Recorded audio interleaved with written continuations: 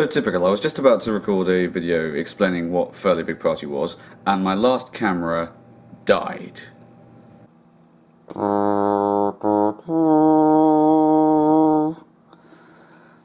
Alas, poor Flip, we knew him.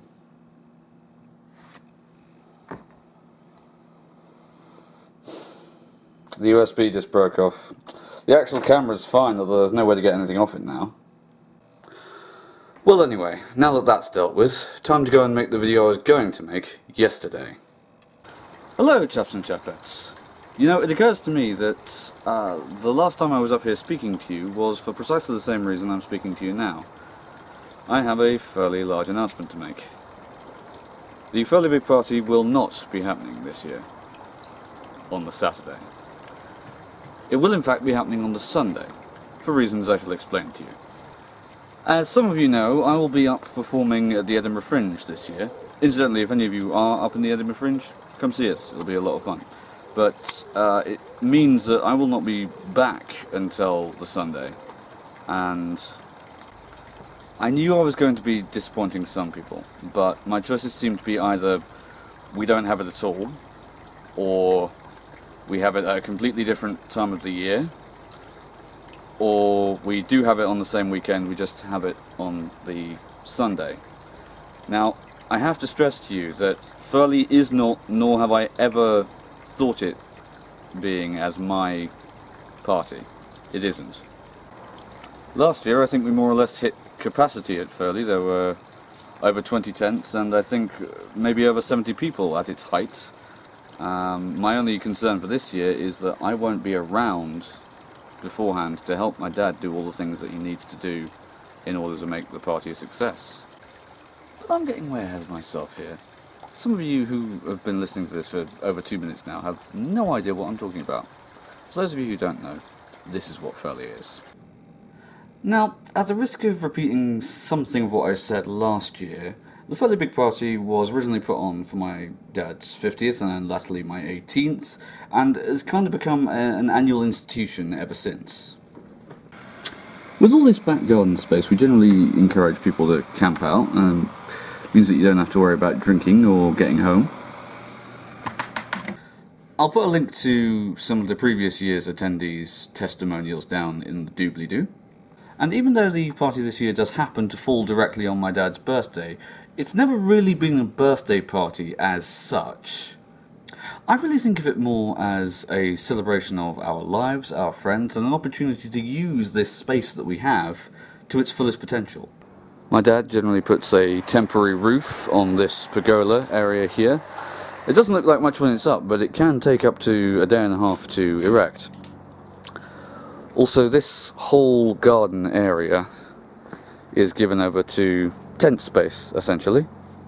People can camp out, and that's what we generally try and encourage most of our attendees to do.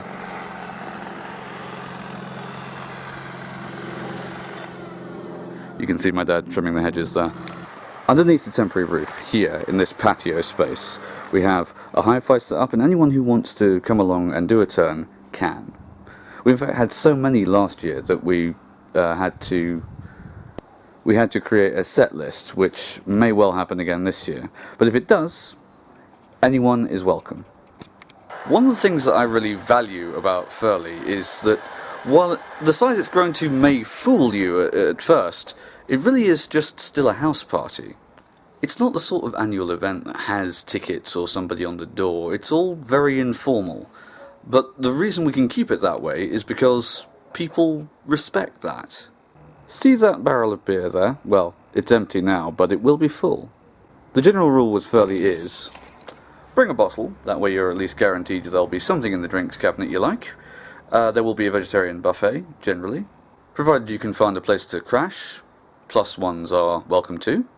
We do try and encourage most people to camp out, as that is the largest amount of space we have. There is a very limited amount of floor space, but that generally goes to the people who have travelled the furthest, which this year actually may be me. There'll also be cider, mini pizzas, live entertainments, and dare I say a few other surprises during the night. What more could you want? One of the less ideal things about this idyllic setting we find ourselves in is that it's a little bit far away from any public transport outlets. So anyone who's driving to Firleigh, if you could possibly volunteer some of your time to shuttle people from the train station to here, that would be very much appreciated. It's only 2 miles away, but last year at Firleigh I did a combined 70 taking people to and from it. So the more people there are, the easier it'll be for all of us. Yes, that would be very much appreciated. I'm tempted to leave it there, but one thing I will say before I go, to anyone who's planning on coming to Firleigh perhaps for the first time and is a little bit unsure still about what it's about or who will be there, it's almost kind of embarrassing to say this, but look us up on YouTube. I will almost guarantee you there will be footage from previous years. There's footage on this channel. But that should give you some idea of what to expect. All I can say outside of that is it's going to be a lot of fun, it's a lot of good people, and it is almost always the highlight of our summer. I basically filmed this entire video yesterday on this camera, which is now defunct, unfortunately, but in light of its many, many years of service, I'll give it the last word. Until next time, Chaps and Chappets.